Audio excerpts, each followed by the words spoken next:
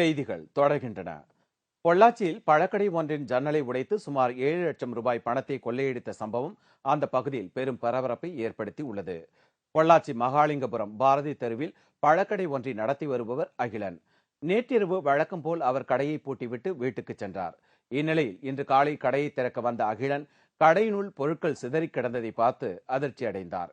பின்னர் பீரோவில் வைத்திருந்த சுமார் 7 லட்சம் ரூபாய் பணம் கொள்ளையடிக்கப்பட்டது தெரியவந்தது. இதையடுத்து அகிலன் மகாலிங்கபுர காவல் நிலையத்தில் புகார் அளித்தார். விசாரணையில் கொள்ளையர்கள் பழக்கடையின் பின்புற ஜன்னலை உடைத்து உள்ளே புகுந்து கொள்ளையடித்தது தெரியவந்தது. மேலும் ரகசிய கேமராவிலும் திருட்டு சம்பவம் பதிவாகி இருந்தது. அதனைத் தொடர்ந்து கொள்ளையர்களை தேடும் பணியில் போலீசார் தீவிரமாக ஈடுபட்டுள்ளனர். திருச்சியில் வாடகை தராத மாநகராட்சி கடைகளுக்கு சீல் வைக்கப்பட்டது. சத்திரம் பேருந்து நிலைய மேல்நிலை நீர்த்தேக்க தொட்டி வளாகத்தில் நகராட்சிக்கு சொந்தமான 48 கடைகள் உள்ளது. கடந்த ஆண்டு ஏலம் மற்றும் ஒப்பந்த புள்ளி அடிப்படையில் ஆண்டுக்கு 1.5 லட்சம் வாடகையில் அவை ஒதுக்கீடு செய்யப்பட்டிருந்தன. இதில் 34 கடைகளுக்கு தொடர்ச்சியாக வாடகை செலுத்தப்படாத நிலையில் அவற்றின் உரிமைதாரர்களுக்கு எதிராக மாநகராட்சி சார்பில் நீதிமன்றத்தில் வழக்கு தொடரப்பட்டுள்ளது. இதற்கிடையே காவல்துறை பாதுகாப்புடன் ஸ்ரீரங்கம் கோட்ட வருவாய் அலுவலர் சுப்பிரமணியன் தலைமையில் வாடகை பாக்கி வைத்துள்ள கடைகளுக்கு சீல் வைக்கப்பட்டன. இதற்கு எதிர்ப்பு தெரிவித்த கடைகளின் உரிமைதாரர்கள் மாநகராட்சி அதிகாரிகளுடன் கடும் வாக்குவாதத்தில் ஈடுபட்டதால் அங்கு சிறிது நேரம் பரபரப்பு ஏற்பட்டது. கடை மொத்தம் 41 கடை. இதில் பாக்கி மட்டும் 1 கோடி ரூபாய் பாக்கி இருக்கு. இன்னைக்கு 34 கடை சீக்கிரம் வந்திருக்கும். இப்போ அதில் ஒரு சில பேர் கட்டிட்டு இருக்காங்க. கட்டினது போக மீதி கடைக்கு சீல் வைக்கப்படும். மும்பையில் இளம் ஆடை வடிவமைப்பாளர்கள் தயாரித்த நவநாகரிக ஆடைகளை மாடல் அழகிகள் அணிந்து மேடையில் ஒய்யாரமாக நடந்து வந்தனர். இந்நிகழ்ச்சியை காண பாலிவுட் நடிகர் நடிகைகளும் ஆர்வத்துடன் வந்திருந்தனர். மும்பையில் உள்ள சர்வதேச பருத்தி கவுன்சில் என்ற அமைப்பு இளம் ஆடை வடிவமைப்பாளர்களை ஊக்குவிப்பதற்காகவும் புது புது டிசைன்களில் பருத்தி ஆடைகளை தற்காலத்திற்கு ஏற்ற வகையில் தயாரித்து வெளியிடவும் வேண்டி ஃபேஷன் ஷோ ஒன்றை நடத்தியது. இந்த ஃபேஷன் ஷோவை காண பாலிவுட் நடிகர் பிரதீக் பாப்பர், நடிகை சமீரா ரெட்டி ஆகியோர் வந்திருந்தனர்.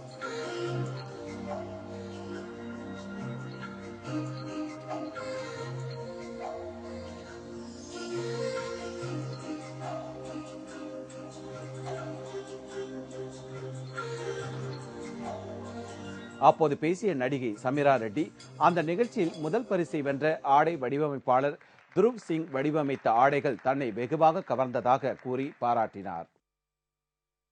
No, actually यहाँ शो पे specially today I have to wear something in cotton और लोग सोचते हैं कि कॉटन ग्लैमरस नहीं है और बहुत ही सीधा साधा है. So I wanted to change that. So I'm wearing something in cotton and I think कि Let's Design एक बहुत ही अच्छा concept है क्योंकि it gives a lot of newcomers the chance to come here and I think Dhruv was fantastic. Perambur ஐசிஎஃப்பில் காலியாக உள்ள பணியிடங்களை நிரப்ப கோரி பயிற்சி பெற்ற மாணவர்கள் இன்று தங்களது பெற்றோருடன் உண்ணாவிரதம் இருந்தனர். தெற்கு ரயில்வேயில் லோகோ கேரேஜ், ஆர்சிஎஃப் ஆகியவற்றிற்கான காலி பணியிடங்கள் ஏற்கனவே நிரப்பப்பட்டன. ஆனால் கடந்த 1998ஆம் ஆண்டு முதல் 2012 வரை ஐசிஎஃப்பில் பயிற்சி பெற்றவர்களுக்கு வேலை வழங்கப்படவில்லை. இந்நிலையில் அங்கு பயிற்சி முடித்து 2800 மாணவர்கள் வேலை கிடைக்காமல் இருந்து வருகின்றனர். இதையடுத்து ஐசிஎஃப்பில் அப்ரண்டிஸ் பயிற்சி பெற்றுள்ள 300 பேர் இன்று தங்களை பணியில் அமர்த்த கோரி சென்னை அண்ணா சாலையில் உள்ள தமிழ்நாடு மின்சார வாரிய அலுவலகத்தின் பின்புற வளாகத்தில் தங்கள் பெற்றோருடன் உண்ணாவிரதம் இருந்தனர். 14 வருடமாக காத்துக் கொண்டிருக்கும் தொழில் பயிற்சி முடித்த ஐசிஎஃப் அப்ரண்டிஸ்களாகிய எங்களுக்கு இதுவரை வேலை வழங்கவில்லை. இந்தியன் ரயில்வே துறையை சார்ந்த அனைத்து ரயில்வே துறையிலும் இருக்கிற அப்ரண்டிஸ் தொழில் பயிற்சி முடித்த அப்ரண்டிஸ் மாணவர்களுக்கு எல்லோருக்கும் வேலை வழங்கிவிட்டனர். ஆனால் ஐசிஎஃப்பில் தொழில் பயிற்சி முடித்த மாணவர்களுக்கு மட்டும் கேலிக்குறியாகவே இருக்கிறது. உடனடியாக பணி நியமனம் செய்ய வலியுறுத்தி இன்று மாபெரும் உண்ணாவிரத போராட்டத்தில் நாங்கள் கலந்து கொண்டு எங்கள் வேதனைகளை வெளிப்படுத்தி இருக்கிறோம். ரைஸ் புல்லிங் பாத்திரம் மூலம் செயற்கைக்கோளை கட்டுப்படுத்த முடியும் என்று கூறி நூதன முறையில் விற்பனை செய்த இருவரை போலீசார் கைது செய்தனர். வேலூர் மாவட்டம் காட்பாடியில் ரைஸ் புல்லிங் பாத்திரம் மூலம் விண்ணில் ஏவப்படும் செயற்கைக்கோளை தங்கள் கட்டுக்குள் கொண்டு வரலாம் என்று கூறி நூதன முறையில் பாத்திரங்களை விற்பனை செய்ததாக கூறப்படுகிறது. இதுகுறித்து தகவல் அறிந்த லத்தேரி போலீசார் மோசடியில் ஈடுபட்ட கணேசன், விஜயகுமார் ஆகிய இருவரை கைது செய்தனர். மேலும் ஒருவர் தலைமறைவாகி உள்ளார். இது சம்பந்தமாக பிரபல திரைப்பட நடிகருக்கு தொடர்பு இருப்பதாக தகவல் வெளியாகி உள்ளது. கிருஷ்ணகிரி ராயக்கோட்டையில் இன்று அதிகாலை காட்டு யானை தாக்கியதில் விவசாயி ஒருவர் உயிரிழந்துள்ளார். கிருஷ்ணகிரி மாவட்டத்தின் ராயக்கோட்டை, ஓசூர், தளி, கெலமங்கலம் உள்ளிட்ட வனப்பகுதிகளில் ஏராளமான மலை கிராமங்கள் உள்ளன. வனப்பகுதியில் உள்ள யானைகள் அடிக்கடி கிராமப்புறங்களுக்குள் ஊடுருவி பயிர்களை நாசம் செய்து வருகின்றன. இந்நிலையில் இன்று அதிகாலை ராயக்கோட்டை அருகே உள்ள பவடராப்பட்டியைச் சேர்ந்த விவசாயி முனியப்பன் மற்றும் அவரது மகன் மல்லேஷ் ஆகியோர் பயிர்களை காவல் காத்துக் கொண்டிருந்த போது திரண்டு வந்த யானைகள் அவர்களை தாக்கியது. இதில் முனியப்பன் உயிரிழந்தார். ராயக்கோட்டை காவல்துறையினர் இந்த சம்பவம் குறித்து வழக்கு பதிவு செய்து விசாரணை மேற்கொண்டு வருகின்றனர்.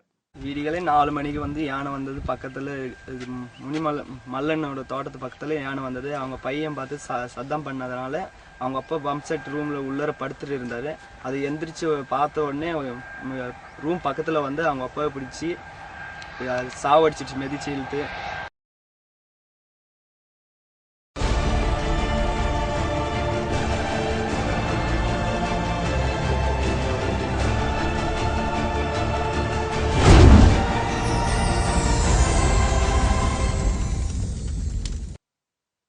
ஆச்சரியம், ஆனால் உண்மை.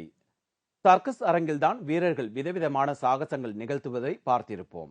ஆனால் ராட்சத ராட்டினத்தில் 4 புறமும் பொருத்தப்பட்ட 4 வளையங்களின் மீது நிற்கும் வீரர்கள் ராட்டினம் சுழலும் போது அதில் நின்றும் குதித்தும் பலவிதமான சாகசம் புரிவதை பாருங்கள். கரணம் தப்பினால் மரணம் என்பதை பொருட்படுத்தாமல் அவர்கள் செய்யும் இந்த சாகசமும் ஆச்சரியம்தானே.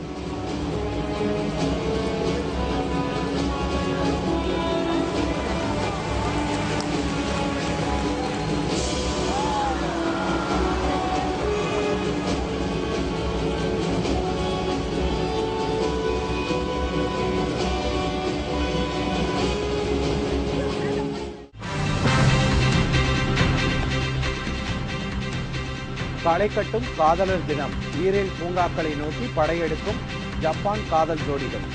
விவரம் இடைவேளைக்கு பிறகு.